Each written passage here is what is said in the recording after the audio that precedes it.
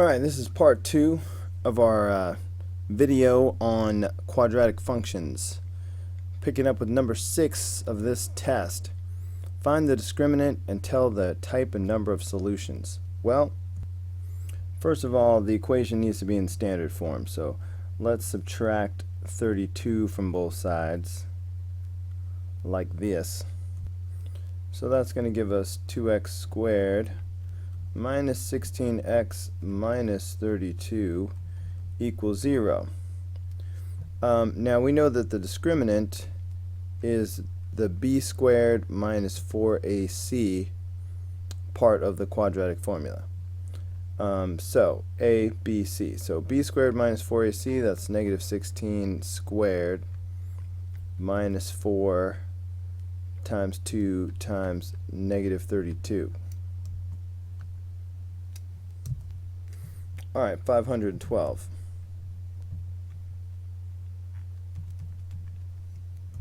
And we learned that if the discriminant was positive, that meant we had two real solutions.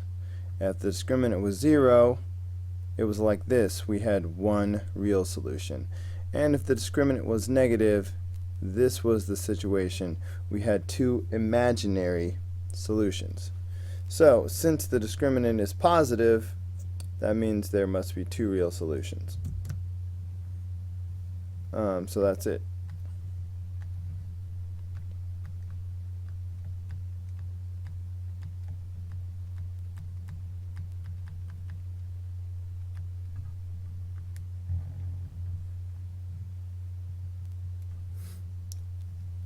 Alright, for these next two problems, we're simply supposed to solve using the quadratic formula. Well, A is 1, B is 2, and C is 6. As always, let's start by finding the discriminant, which of course is b squared minus 4ac. That means 2 squared minus 4 times 1 times 6. Alright, that's negative 20. Okay, so the discriminant is negative 20.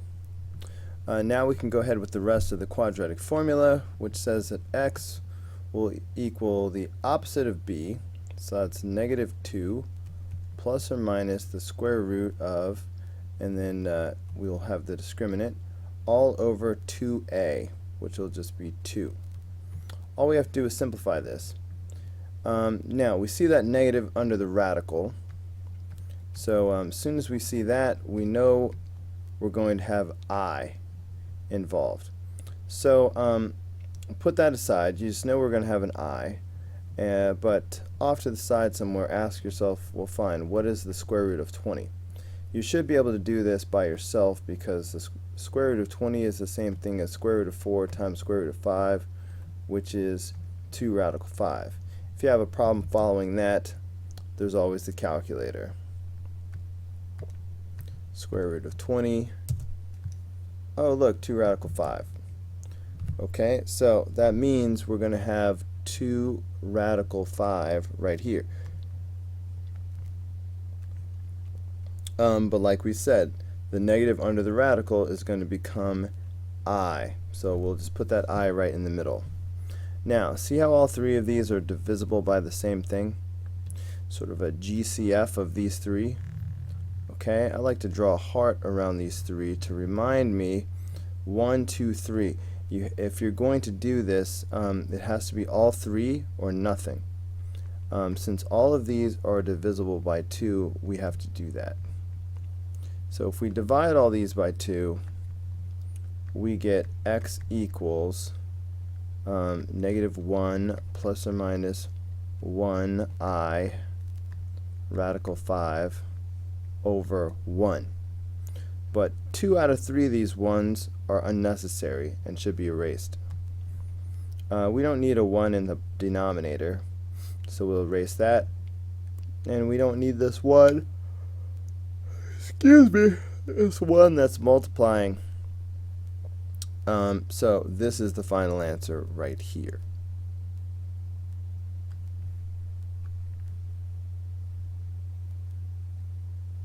Alright, pardon my yawn. It's almost 1 a.m. and that's why I'm yawning. Okay, so number 8.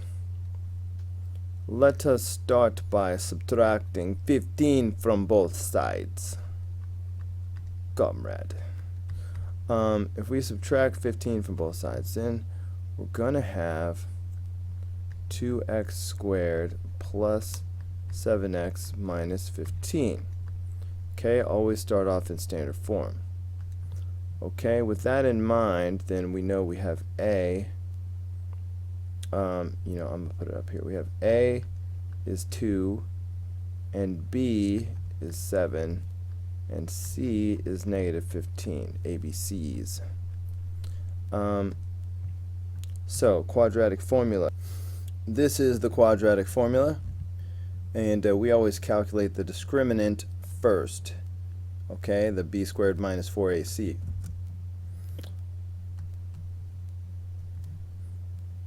Okay, so b squared minus 4ac would be 7 squared minus 4 times 2 times negative 15.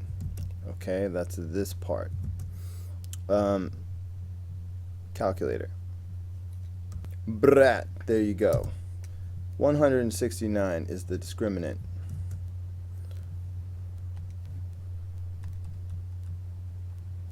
Okay, now we can go ahead with the rest of the quadratic formula. Opposite of b plus or minus square root all over 2a. So opposite of b is 7, so that opposite of b, alright, that's a horrible x, let me just start over. X equals the opposite of b, so negative 7 plus or minus the square root. Okay, and b squared minus 4ac, we just calculated that, that's 169, all over 2a. Well, a is 2, so 2a is 4. Okay, square root of 169, let's see what that's about. Whoops, don't need that, I need this. Alright, so the square root of 169, oh look, that's 13. Okay, so this becomes x equals negative 7 plus or minus 13 over 4. Okay, but we're not going to leave it like this. When you see that it turns out to be just a regular number, like 13, you need to go ahead and split this up. Okay, this means negative 7 plus 13 over 4 and negative 7 minus 13 over 4.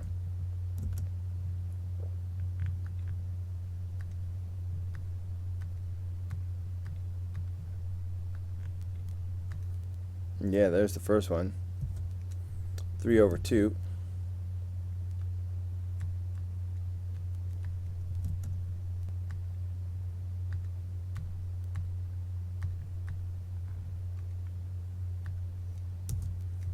And negative 5. Okay, so these are the answers to that one. Number 8 we just did. Okay, what else we got? What else we got? Solve the inequality by graphing. Graph the quadratic and linear equations. Write your answer in interval notation. Okay, well, they told us exactly what to do, interval notation, so we know it's the linear type, but we would know that anyway because there's no y. Nevertheless, this is not in standard form, so let's fix that. So let's add 1 to both sides. Okay, after we do that, then we realize what's going on here. We have negative x squared plus 2x plus 3 is greater than 0. So this is the equation that we're going to be graphing. Alright, so let's put this in our calculator and plot some points. Alright, there we go. Alright, I'm going to scroll up until it goes off the charts. Okay, and there it is. So the first point that's on the chart is -2, comma, -5. Is that, did I go, let's really go from -12 to, okay. -2, comma, -5. Let's graph that. Alright, -2, -5 is right here. And then we have 0, 3. So 0 and then 3.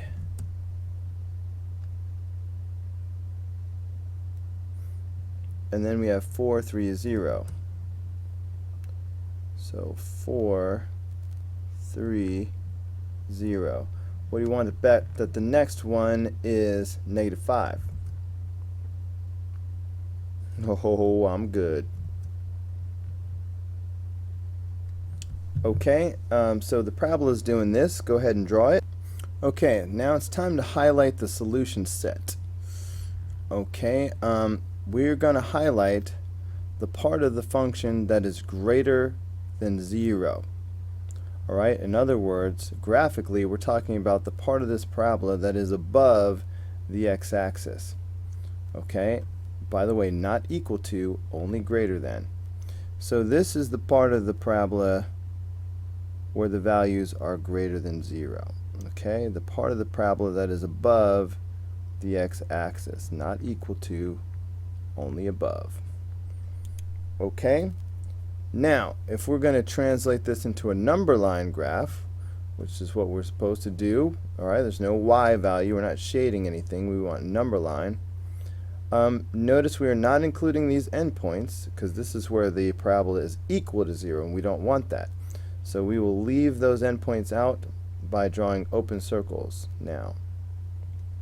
Okay, so will we be, are the solutions outside of these two x-intercepts, or are the solutions between the two x-intercepts?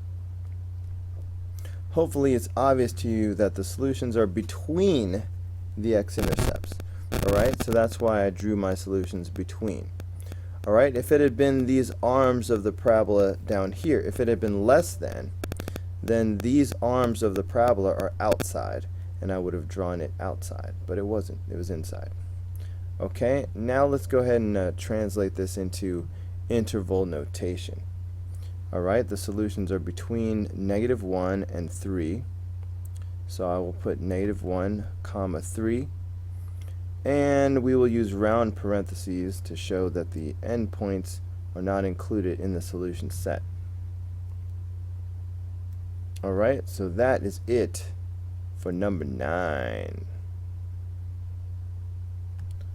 Okay, number 10. Same type of problem. It's already in standard form. So let's go ahead and graph that. Alright, I'm going to scroll up to where the numbers get too big. Well, okay, -3, comma 10. Let's go with that. Alright, -3, comma 10 would be right here. And then we've got 5, 2. So 5 and 2.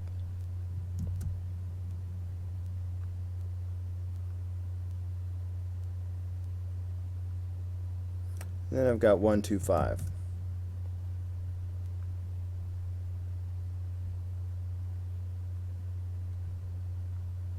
Alright, what do you want to bet the next one is 10?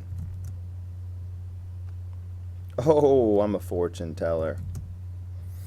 Okay, so it's looking a lot like the last one. So let's go ahead and draw the parabola in. Okay, so the question is asking what part of the function is greater than 0. So graphically that means what part of the parabola is above the x-axis. Greater than 0 means above the x-axis. And well, look, the entire parabola is above the x-axis. The whole thing is greater than 0 everywhere. So we always highlight the solution set, so I'm highlighting the whole parabola. Now if I flatten that out to form a number line graph, I would have to draw the entire number line. Okay, and so the solution would be negative infinity to positive infinity in interval notation.